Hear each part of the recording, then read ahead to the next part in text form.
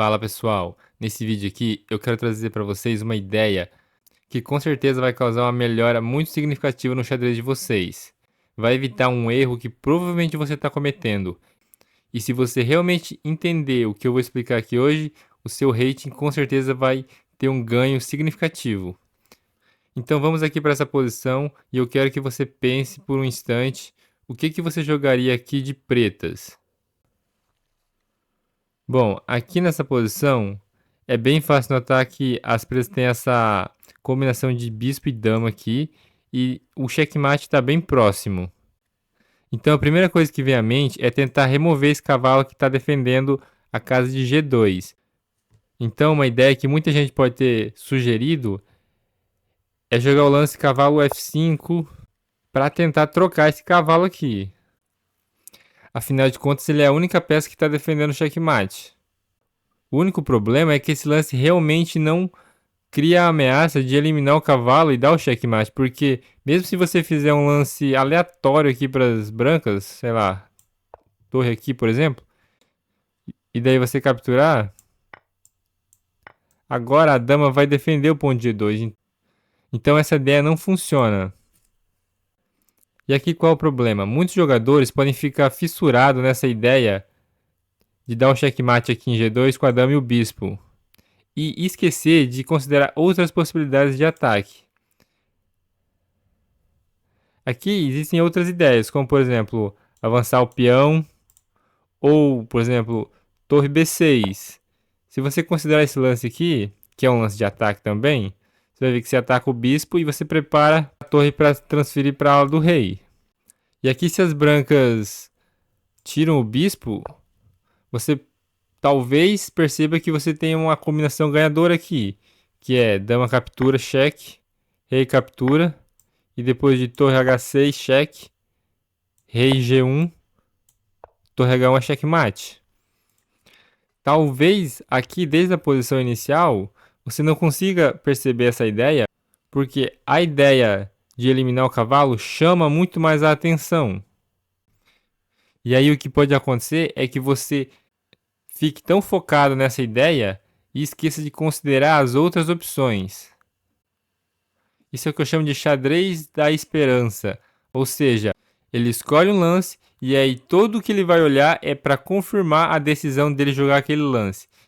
E ele espera que aquele lance funcione, sem realmente checar todas as possibilidades.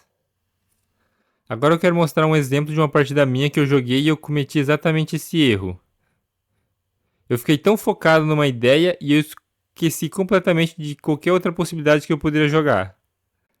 Aqui nessa posição eu joguei F5 e o meu oponente joga bispo C4, que é um lance meio ruim. Ele deveria ter capturado meu cavalo, porque aqui ele permite essa troca de bispos e depois o que eu vou tentar fazer é trocar esse bispo por esse cavalo e aí eu vou conseguir controlar a casa de D5. Um ou dois dias antes de eu jogar essa partida, eu tinha visto uma partida do Smyslov em que acontece exatamente isso. E ele fica com um cavalo aqui em D5 contra esse bispo mau no final. E ele completamente demonstra a dominância desse cavalo contra esse bispo. E eu fiquei tão focado em reproduzir essa ideia que eu esqueci completamente de avaliar outras possibilidades aqui. Aqui eu joguei bispo captura, dama captura, bispo G5, tentando trocar o cavalo, B5, bispo captura cavalo, cavalo recaptura, torre H1, B4, cavalo D5, cavalo captura D5, dama captura D5. E aqui eu mais ou menos consegui o que eu queria, que é ter esse cavalo contra esse bispo, e esse cavalo ele vai poder ficar aqui em D5 eventualmente. Só que apesar de eu conseguir esse objetivo, a posição aqui ela é basicamente igualada. Eu não tenho vantagem aqui. E eu eventualmente perdi essa partida aqui. Lógico, teve a ver com outros erros que eu cometi depois, mas eu deixei escapar uma vantagem muito grande, porque se a gente voltar aqui na posição inicial, depois de bispo C4, aqui eu tenho uma outra possibilidade muito melhor. Se você quiser pausar o vídeo e pensar um pouquinho qual seria essa possibilidade, fique à vontade. Aqui um lance muito melhor é G4 com a ideia de G5 e completamente esmagar as pretas aqui na ala do rei, porque as peças pretas elas não conseguem participar da defesa aqui. Se a gente ligar a engine, a gente vai ver que a vantagem das brancas depois de G4 é muito grande.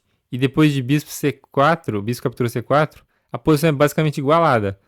Só que como eu tinha visto aquela partida do Smyslov, eu fiquei tão focado nessa ideia que eu não conseguia ver mais nada. Eu só conseguia ver o objetivo final de reproduzir a posição. Então o erro que muita gente comete é de escolher um plano ou um lance antes mesmo de considerar as outras possibilidades que você tem. E a razão para isso pode ser várias. Por exemplo, eu quero jogar assim porque esse é meu estilo, ou porque tal jogador faz assim, eu quero fazer igual eu fiz nessa partida.